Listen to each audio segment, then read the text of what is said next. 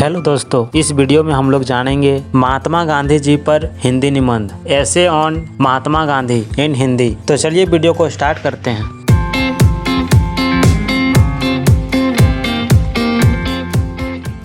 अहिंसा के पुजारी राष्ट्रपिता महात्मा गांधी। महात्मा गांधी का जन्म 2 अक्टूबर 1869 को गुजरात के पोरबंदर नामक स्थान पर हुआ था। इनका पूरा नाम मोहनदास करमचंद गांधी था। इसके पिता का नाम करमचंद गांधी था। मोहनदास की माता का नाम पुतलीबाई था, जो करमचंद गांधी जी की चौथी पत्नी थी। मोहनदास अपने पिता की चौथी पत्नी की अंतिम संतान थे। महात्मा गांधी को ब्रिटिश शासन के खिलाफ भारतीय राष्ट्रीय आंदोलन का नेता और राष्ट्रपिता माना जाता है। गांधी जी का परिवार। गांधी की मां पुतलीबाई अत्यधिक धार्मिक थी। उनकी दिनचर्या घर और मंदिर में बटी हुई थी। वह नियमित रूप से उपवास रखती थी और परिवार में किसी के बीमार पड़ने पर उसकी सेवा में दिन रात एक कर देती थी। मोहनदास का लालन पालन वैष्णव मत में रमे परिवार में हुआ और उन पर कठिन नीतियों वाले जैन धर्म का गहरा प्रभाव पड़ा, जिसके मुख्य सिद्धांत अहिंसा एवं विश्व की सभी वस्तुओं को शाश्वत मानता है। इस प्रकार उन्होंने स्वाभाविक रूप से अहिंसा, शाकाहार, आत्मशुद्धि के लिए उपवास और विभिन्न पंथों को मानने वालों के बीच परस्पर सहिष्णुता को अपनाया। विद्यार्थी के रूप में गांधी जी।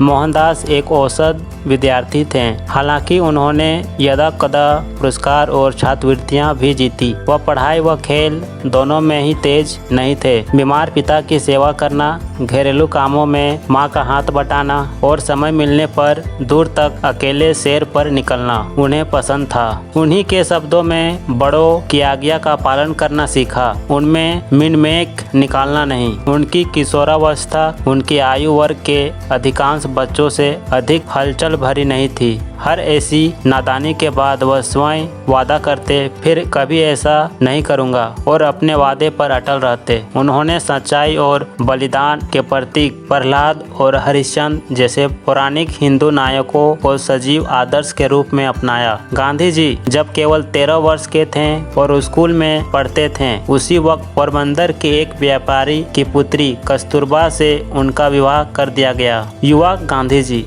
1887 में मोहनदास ने जैसे तैसे मुंबई यूनिवर्सिटी की मैट्रिक की परीक्षा पास की और भावनगर स्थित श्यामलदास कॉलेज में दाखिल लिया। अचानक गुजराती से अंग्रेजी भाषा में जाने से उन्हें व्याख्याओं को समझने में कुछ दिक्कत होने लगी। इस बीच उनके परिवार में उनके भविष्य को लेकर चर्चा चल रही थी। अगर निर्णय उस पर छोड़ा जाता तो वह डॉक्टर बनना चाहते थे, लेकिन वैष्णव परिवार में चीर-फाड़ की इजाज़त नहीं थी। साथ ही यह भी स्पष्ट था कि यदि उन्हें गुजरात के किसी राजघराने में उच्च पद प्राप्त करने की पारिवारिक परंपरा निभानी है तो उन्हें बैरिस्टर बनना पड़ेगा, और ऐसे में गांधी जी को इंग्लैंड जाना पड़ा। यूँ भी गांधी जी का मन उनके श्यामलदास कॉलेज में कुछ खास नहीं लग रहा था, इसलिए उन्होंने इस प्रस्ताव को सहज ही स्वीकार कर लिया। उनके युवा मन में इंग्लैंड की छवि दार्शनिकों और कवियों की भूमि संपूर्ण सभ्यता के केंद्र के रूप में थी। सितंबर 1888 में वह लंदन पहुंच गए। वहां पहुंचने के 10 दिन बाद वह लंदन के 4 कानून महाविद्यालय में से एक इनर टेम्पल में दाखिल हो गए। 1906 में ट्रांसवाल सरकार ने दक्षिण अफ्रीका की भारतीय जनता के पंजीकरण के लिए विशेष रूप से अपमानजनक अध्यादेश जारी किया। भारतीयों ने सितंबर 1906 में जोहान्सबर्ग में गांधी के नेतृत्व में एक विरोध जनसभा का आयोजन किया और इस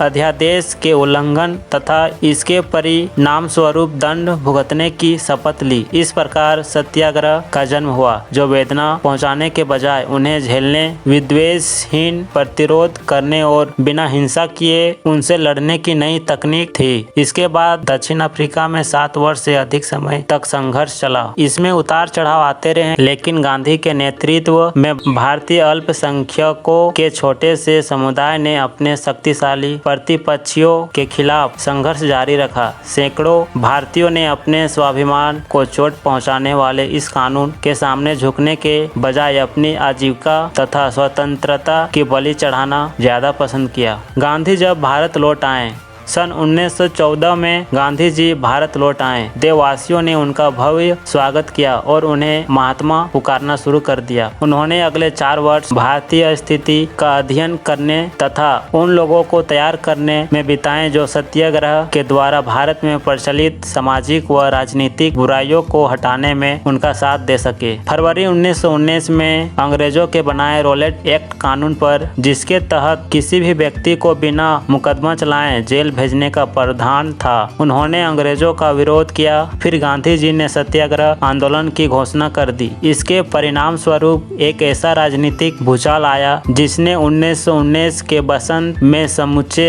उपमहाद्वीप को झकझोर दिया। इस सफलता से प्रेरणा लेकर महात्मा गांधी ने भारतीय स्वतंत्रता के लिए किए जाने वाले अन्य अभियानों में सत्याग्रह और अहिंसा के विरोध जारी रखे, जैसे कि असहयोग आंदोलन, नागरिक अवज्ञा आंदोलन, दांडी यात्रा तथा भारत छोड़ो आंदोलन। गांधी जी के इस सारे प्रयासों से भारत को 15 अगस्त 1947 को स्वतंत्रता मिल गई। उपशहर मोहनदास करमचंद गांधी भारत एवं भारतीय स्वतंत्रता आंदोलन के एक प्रमुख राजनीतिक एवं आध्यात्मिक नेता थे। राजनीतिक और सामाजिक प्रगति की प्राप्ति हेतु अपने अहिंसक विरोध के सिद्धांत के लिए उन्हें अंतर्राष्ट्रीय ख्याति प्राप्त हुई। महात्मा गांधी के पूर्व भी शांति और अहिंसा के बारे में लोग जानते थे, परंतु उन्होंने जिस प्रकार सत्याग्रह, शांति व अहिंसा के रास्तों पर चलते हुए अंग्रेजों को भारत छोड़ने पर मजबूर कर दिया, उसका कोई दूसरा उदाहरण विश्व इतिहास में देखने को नहीं मिलता। तभी तो संयुक्त राष्ट्र संघ ने भी वर्ष 2007 से गांधी जयंती को विश्व अहिंसा दिवस के रूप में मनाए जाने की घोषणा की है। गांधी जी के बारे में प्रख्यात वैज्ञानिक आइंस्टीन ने कहा था कि 1000 साल बाद आने वाली नस्लें इस बात पर मुश्किल से विश्वास करेगी कि हार्ड मांस से बना ऐसा कोई इंसान भी धरती पर कभी आया था। विश्व पटल पर महात्मा गांधी सिर्फ एक नाम नहीं अपितु शांति और अहिंसा का प्रतीक है। ऐसे महान व्यक्तित्व के धनी महात्मा गांधी की 30 जनवरी 1948 को नई दिल्ली के बिड़ला भवन में नाथूराम गोडसे द्वारा गोली मारकर हत्या कर दी गई। आज के लिए इतना ही, फिर मिलेंगे अगले टॉपिक के साथ। तब तक जुड़े रहिए मेरे साथ 2KR स्मार्ट क्लासेस में। Thank you so much for watching my videos. जय हिंद, जय भारत।